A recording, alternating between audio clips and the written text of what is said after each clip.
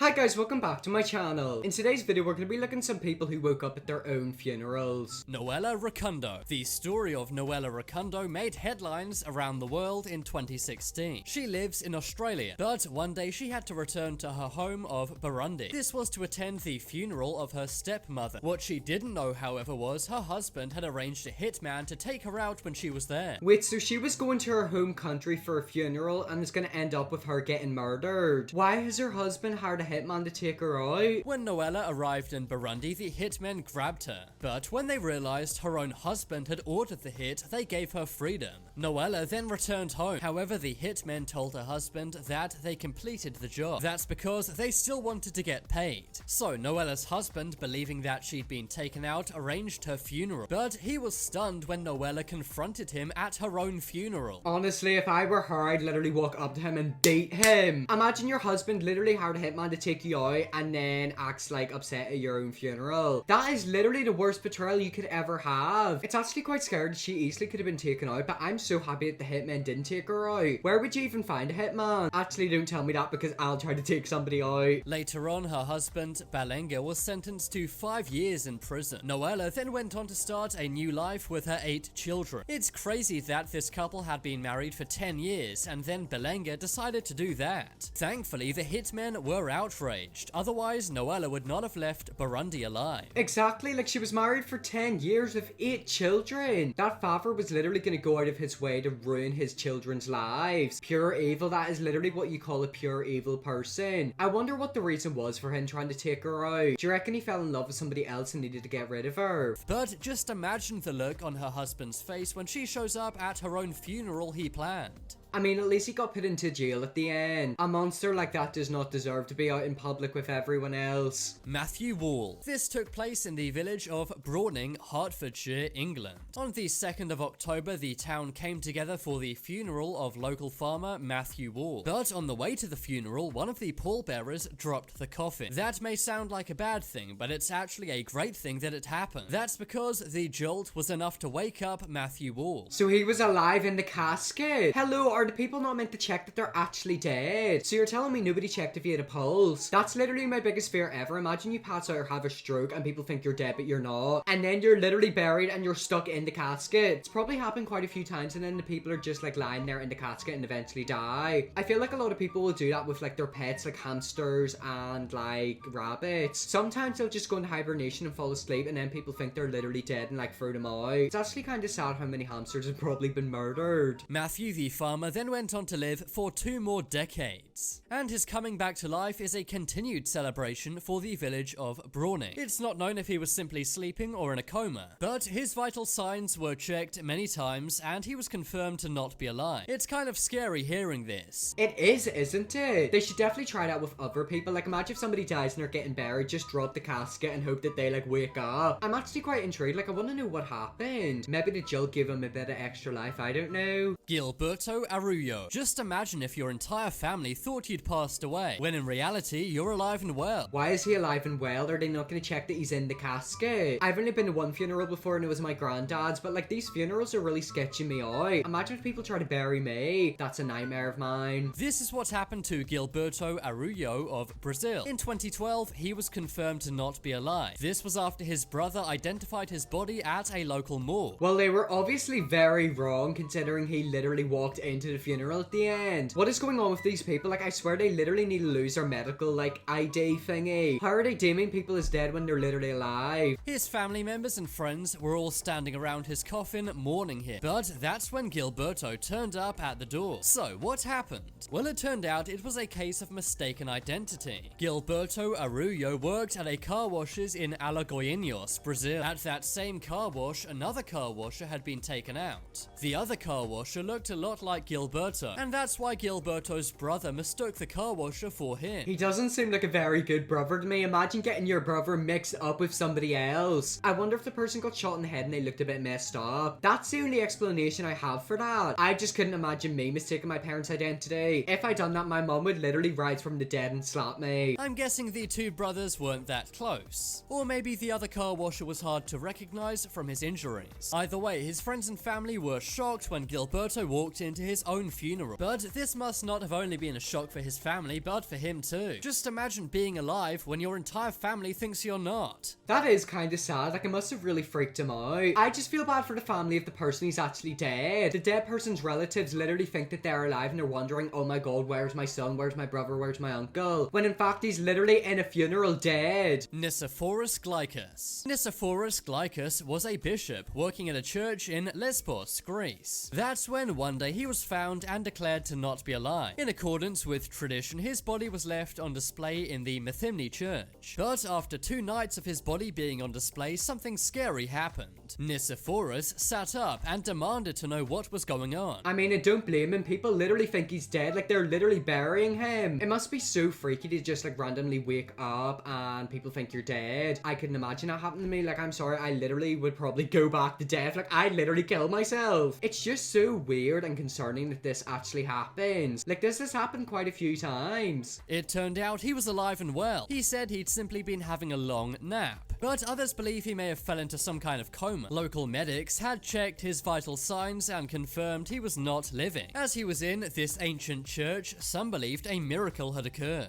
Oh, of course they're gonna try and pin this in religion. They're gonna be like, oh my god, you're Jesus 2.0. Imagine the amount of fame he's gonna get. Like, everyone's gonna think he's God. I'm telling you right now, if I were him, I'd make everyone do everything for me. While others thought perhaps it was a bizarre medical phenomenon. I mean, either way, he technically rose from the dead. I'm just so concerned. Like, how has this happened so many times? Mohammed Rayhan. One day, Mohammed Rayhan of Damascus, Syria, was at a local market. That was when there was a big airstrike nearby. The local market took the force of the blast. For whatever reason, he was reported as passing away. It was said he was buried under the rubble and sadly did not make it. But that was only half true. His friends and family organized his funeral, and a few days later, with no body, this went ahead. But his friends and family were relieved when he turned up just as his funeral was coming to an end. Yeah, I bet they'd be very relieved, wouldn't they? They literally think they're burying their son. I'm trying to think in my head right now what I would do if I was burying my mom and she just walked into the funeral. I'd be shocked. I'd be like, right, get in there, get into the casket. You're not meant to be alive. Mohammed had been buried under the rubble for 36 hours. But eventually, without a rescue team, he was able to free himself. How is he able to free himself after being stuck under rubble for basically 2 days? And imagine if they did have a body and they cremated it and then like spread the ashes. What would the actual family of the victim say? They wouldn't know it was their loved one. When he walked into the funeral, there was still debris stuck in his hair and beard.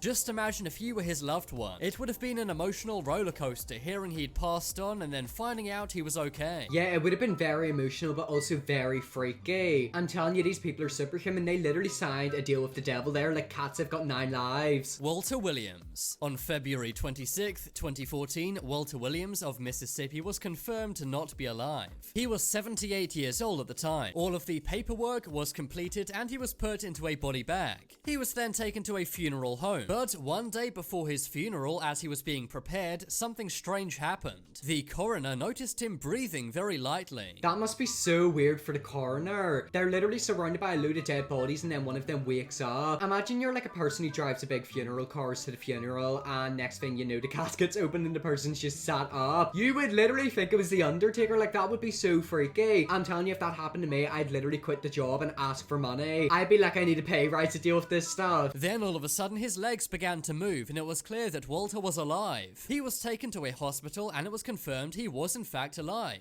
But this respawn sadly did not last too long. That's because 2 weeks later he passed away for real. His nephew was quoted as saying, "I think he's actually gone this time." Again, an emotional roller coaster hearing that a loved one passed on, they were alive, and then they passed on again. It may sound like fiction, but this really can happen. How can it happen, though? That's like so weird. So he literally died and then he was brought back to life and then he died 2 weeks later. That's probably God's way of saying, right, say your final goodbyes, I'll give you one more chance. I want to know what type of voodoo stuff he done before he died, so it means I can do it. Mohammed Furkan. In 2019, Mohammed Furkan's family were very sad. A grave had been dug and they were about to bury their loved one. That's when the incredible happened. All of a sudden, Mohammed, who was supposedly not alive, began to move. He had confirmed to not be alive by multiple doctors. But the 20-year-old was actually fine. So them doctors literally need to get fired. I'm telling you, the government of that country need to track down who them doctors are and fire them or like interrogate them. They're doing something sketchy. They're thinking people are dead whenever they're quite evidently alive. That literally makes me so concerned and like anxious if I ever have to go to a hospital. Imagine I just fall asleep and then they're like, oh my god, Connor died, but I'm literally in a coma. It's freaky and it's happened so many times. He was rushed to a hospital and placed on a ventilator. The 20-year-old had been involved in a road incident, and apparently his family were only told he was not alive when they stopped paying the hospital bills because they ran out of money. This prompted an investigation into the healthcare system of the state of Uttar Pradesh. His older brother said the family had been left traumatized by the roller coaster of emotion. Exactly, like they've literally paid all the money they have and then they're told that he died, so they're like, oh my god, we literally have to bury him. And then it turns out he's alive the whole time. I'm telling you, something sketchy's going on in that hospital. Whenever people don't pay money, they're told that their relative dies. Do you reckon they'll just like turn off their like heart meter or like life support if they don't give them money? I'm telling you, the government needs to arrest them. Zhang Diyang. Zhang Diyang was a 66-year-old man from China, but one day he had an idea to stage his own funeral. He arranged it himself, simply to see how many people would show up. That is something I would do. Like, imagine faking you died and then turning up to your funeral to see who's there. I'm telling you right now, if somebody who ran their mouth about me turned up to my funeral, I'd literally walk up to them and tell them to get out. I would give them the fright of their life. He was curious because he'd never been married and never had any children. In Chinese culture, the passed on are said to have needs. Their graves are supposed to be visited on a regular basis to ensure these needs are met. Wait, so you're telling me he's literally been stalking his old grave? That must be so trippy for the people who work in the graveyard. They're literally thinking in their head, why is this man looking at this grave 24/7? And then it turns out it's meant to be his grave. It turned out that 40 invitees turned up to Zhang's funeral, along with several hundred others. But incredibly, he still was not happy. 20 friends and relatives did not show up, and he was quoted as saying, "I can't believe so many relatives and friends don't care about me." That would be quite sad, wouldn't it? You're literally dead, so like you're not here, so you don't know if they turned up to your funeral or not. Well, I mean, you might know, but we don't know that. I kind of feel bad for him because he expected more people to turn up and they didn't. He should literally track them down and scare them. That's one way to get your karma. Camille. One day, a 25-year-old Polish man had drank too much vodka. His friends called for an ambulance when he collapsed at a bar. He was then taken to a hospital and was confirmed to not be alive. But when he went to the morgue, it was found he was actually alive still. Rather than go home, the man named Camille went right back to the bar where his friends still were. So you're telling me they found out he was alive and instead of going home and getting rest, he went straight to the bar? There's no point in him doing that because he's gonna die all over again. He's done with his life. And just like that, they picked up where they left off, drinking vodka. That is literally him cheating at life. Like, how is that possible? I'm telling you, some of these people don't deserve their lives. Like, they're way too evil. Anyways, guys, that was some people who woke up at their own funerals. I hope you all enjoyed this video. If you did, press that big red subscribe button. And yes, I'll see you all in my next video.